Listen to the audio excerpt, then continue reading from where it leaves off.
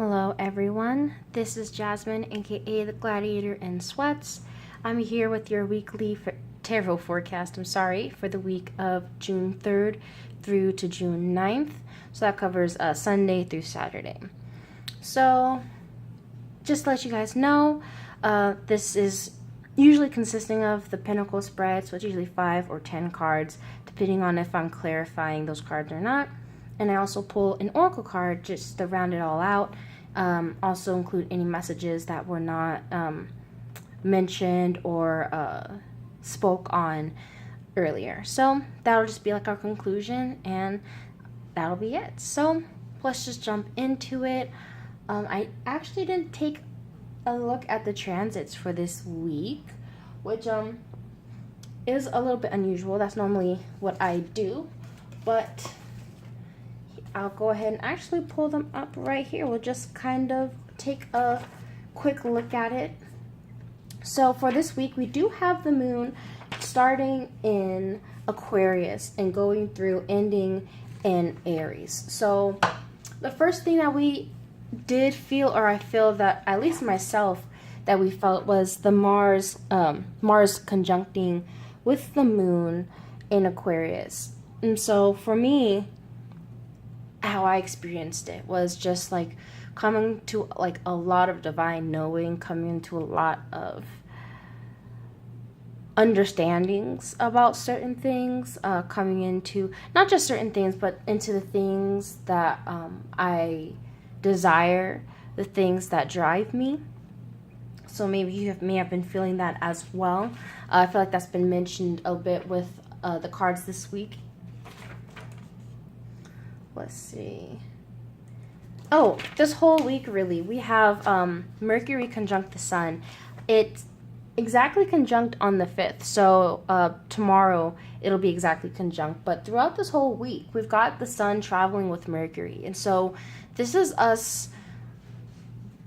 This is Gemini season, you know, in rare form, honestly, where you're coming into not just a lot of knowings, but people are now projecting their knowings or what they believe to be true or whatever their realities are. And so I'm feeling like a lot of people may have been getting or starting to get into, I guess you could just say arguments, but just differences of opinion where there's two people kind of saying the same thing, or they're saying they have two different views and neither of them are wrong.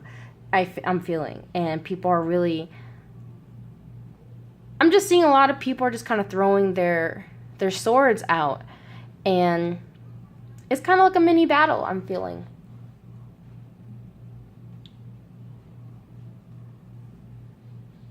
Let's see what else we've got here. I believe that's really it that's notable. If there's anything else then that comes to mind, then I'll mention it. But let's just jump in here. So I just want to start off with actually the bottom of the deck, because it's the first thing I had looked at. I didn't flip over the cards, and this was the first thing I had taken a look at. So I don't really need to hold the whole deck. Let me take the cards that... All right. We'll do these three. So we have 3 cards in reverse for the bottom of the deck. So for me, this is us working with blocks, having to work out some sort of blocking, or us trying to forego or bypass some issue of, or some like that, just the general energy of trying to get around something or blocking something. And so with these though, particularly with the Tower in reverse, but we also have the Ace of Cups in reverse with the 8 of Pentacles. So I'm seeing this as just like a lack of focus, a lack of emotional or spiritual connection, feeling like whatever Tower moments are coming, like you're really just trying to block that change. Like you're feeling like you're not ready, or you're feeling like with the 8 of Pentacles, when it can go like in the, you know, quote unquote positive too much, where you're just like, I'm just going to stay here in this one section, and I'm just going to, like, if you want to use this card, I'm going to work on this single pentacle. I'm going to make sure this one is spotless. It's perfect. It's pristine. And there's nothing wrong with that. But, I mean, working on one thing forever and ever for this idea of perfect is futile. You know, there is no such thing as perfect in the sense of something having no flaws. Someone is always able to find some flaw in something. And so really it's about you having to find where you feel like you are already good enough and you are already divine and you are already able. And I feel like that's when you'll be able to welcome in this tower change with not necessarily just open arms, because tower moments, even though they can be necessary, it is still very uncomfortable and painful for a lot of us. But at least letting it in with a feeling of release, with like knowing that this is all happening divinely and being able to trust in that. And you'll see that in these cards. So let's just start off with the High Priestess here. This being where we are currently, I'm feeling like we're just very much in the emotional realm. We're very much in the, not just the watery aspect, but the very, the spiritual aspect, not very in the tangible world. So I feel like we're all kind of in our own little bubbles in a whole different dimension, if you will. Kind of just like, just working through the emotional, working through things through non-action, through awareness, through staying still and observing. I feel like this is where we currently are, as well as just us being able to see through the other side of the curtain a little bit, being able to access wisdom and knowledge of things that we weren't able to before. You know, when people speak of occult knowledge isn't meant to be, it's not bad knowledge and it's not evil knowledge. It's knowledge that it's hidden, but it's usually kind of hidden in plain sight. But not even just that. It's knowledge that is only given in due time, if that makes sense. That you don't need to know everything all the time. And so I'm feeling like that's kind of in the space where we're at, where we have a knowing, but we don't know the way that maybe a Queen of Swords would feel. So when we're here with this Sun in reverse, as far as what it is that we're desiring, I'm seeing this as us actually wanting to get out of this position, this kind of depressed state, this feeling detached from our higher selves. That's the way that I see the Sun in reverse. Especially with this card, you know, I always see these two as, you know, an Adam and Eve, or just as, you know, the divine masculine, divine feminine within us, like the inner child, the one that has an innocence. But an innocence doesn't mean it's necessarily like pure, if that makes, or it's pure, but it's not, what's the word for it?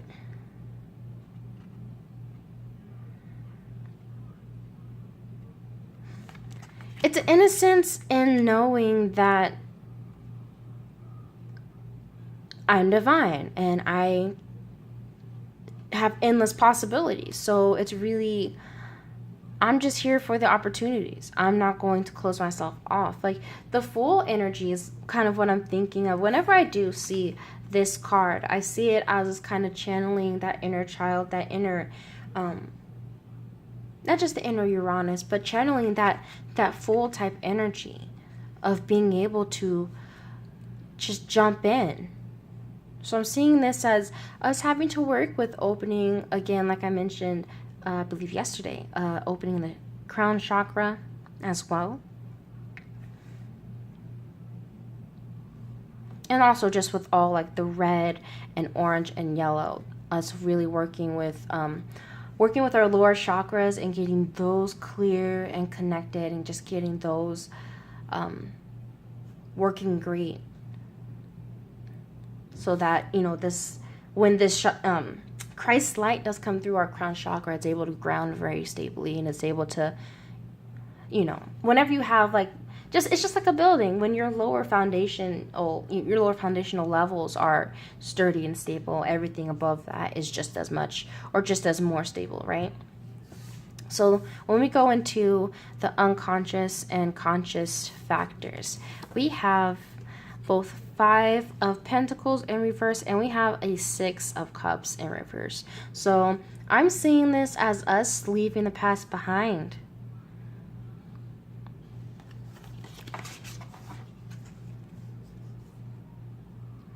If we just want to focus on this card for a moment here with this 5 of Pentacles, I feel like we're really coming out of spiritual poverty, coming out of an inner poverty. Yeah, I mean, this could be us coming out of, financial poverty as well. But with these in reverse, whenever I do see reverses, I don't always just see them as the quote-unquote negative side of things, but I also see it as going more internal. And so with a lot of these cards in reverse, I'm seeing us really working on the internal blocks. We're not really, things are clearing up in the external, but that's the very last step, When things start getting cleared up in our mental and our emotional, that's when it starts manifesting in our physical, and we're able to actually see the manifestation of the spiritual work we've been doing.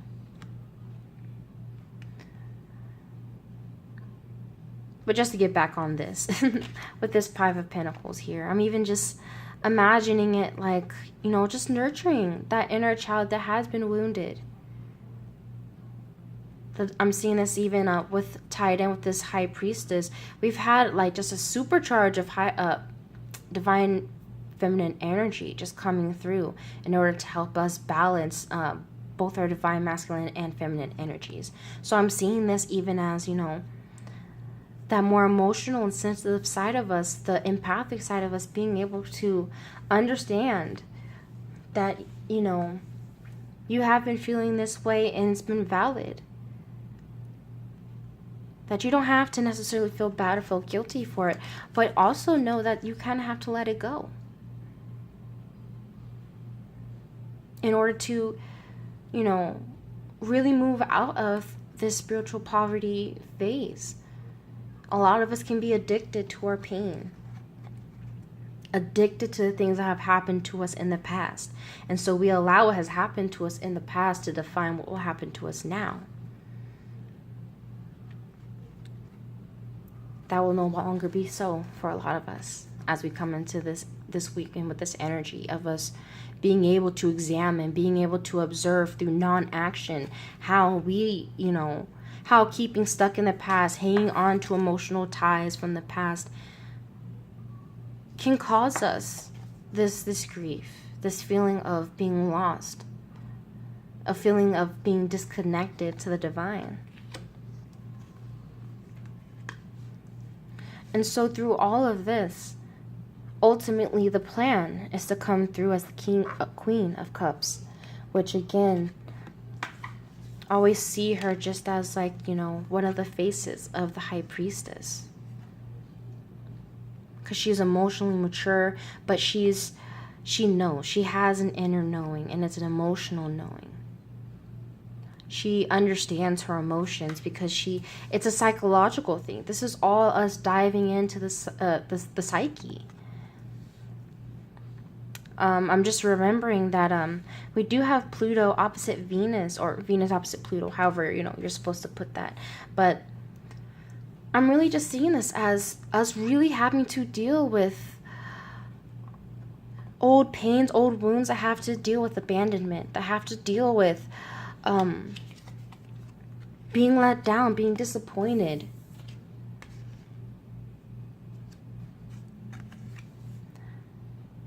About others not fulfilling us the way that we feel like we have fulfilled them.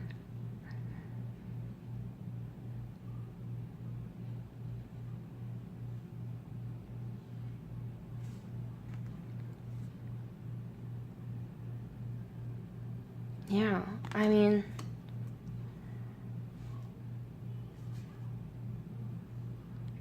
if I just wanted to speak just a little bit, because I know that that's really heavy for like a lot of people, of feeling like because of things that have happened in the past, or because of, it doesn't even have to be the long distant past. This could be just weeks ago or today, where you just feel like, this is how such and such is always going to be. You have to get out of that because you're not a victim. This is, being a victim. This is the martyr card. I mentioned that also today with the daily video. As I'm recording this, it's Monday. So if you wanted to check out Monday's video, the theme was, us releasing or beginning the release of our martyrdom. And so, yes, this week we're developing emotional maturity, an inner emotional maturity that keeps us in tune with our emotions, but being able to see, why we feel how we feel, being able to see the lessons, the messages are being sent to us through our emotions. So let's go ahead and we'll read the oracle card to round this all up. We have here the crystal yellow dragon opens you to higher learning and wisdom. Expand your crown chakra for illumination and walk the higher spiritual path. And so even with the colors of the yellow and going up into the white, with this crown chakra color correspondence, I feel like that's that confirmation here especially. But this also is letting me know that, for me, this is telling me a lot about that sun with Mercury becoming like this, just unleashing a lot of potential for us to being able to expand our crown chakra, for us to being able to be illumined and enlightened to our paths. So I'll go ahead and read this passage for you guys, as I always do. Page 62. All right. Here's the card so you may view it. Crystal yellow dragons clear space around the crown chakra of animals and humans, and then illuminate the chakra and set it glowing. This enables the angels and Source itself to see us. Each of the 1,000 petals of our crown chakra can be extended to connect with a particular star, planet, or universal energy. However, in order for the petals to reach out, the light round them must be pure. So crystal yellow dragons work rather like fairies who blow away the lower frequencies round plants so that they can grow freely. Crystal yellow dragons not only have a huge open heart, but they also carry fifth dimensional wisdom codes for the universe and can download them into those of us who are ready. They work with Archangel Jophiel to light up and expand the crown chakras of all of us at a fifth dimensional frequency. They then cooperate with the unicorns to connect the petals into sources of universal wisdom and knowledge. Receiving this card suggests it is time for you to walk a higher spiritual path.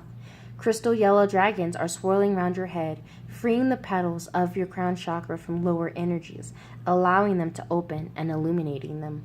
These dragons remind you that you are a being of the universe. The ultimate is to become a cosmic master, so step onto a diamond path. The crystal yellow dragons will ensure you connect with those who are ready for the light you carry. While you meet people, your light will automatically light up the keys and codes of mastery latent within them. The time for this higher service is now. So I know that I've read this card, I believe a few times now over the past week or so, which I guess is just further confirmation that yes, crown chakra, crown chakra, crown chakra. Tongue twister there. But not just that, but about us breaking free from the matrix. That's the way I'm seeing this. With the mentioning of how they're, of petals being released from lower energies so that they're able to open and bloom. Like that's what comes to my mind, of being able to release, the little parts of your mind that the neurons have connected and made these connections of, okay, well, this relates to this and this relates to that. And I feel like those connections are being completely rewired for a lot of us.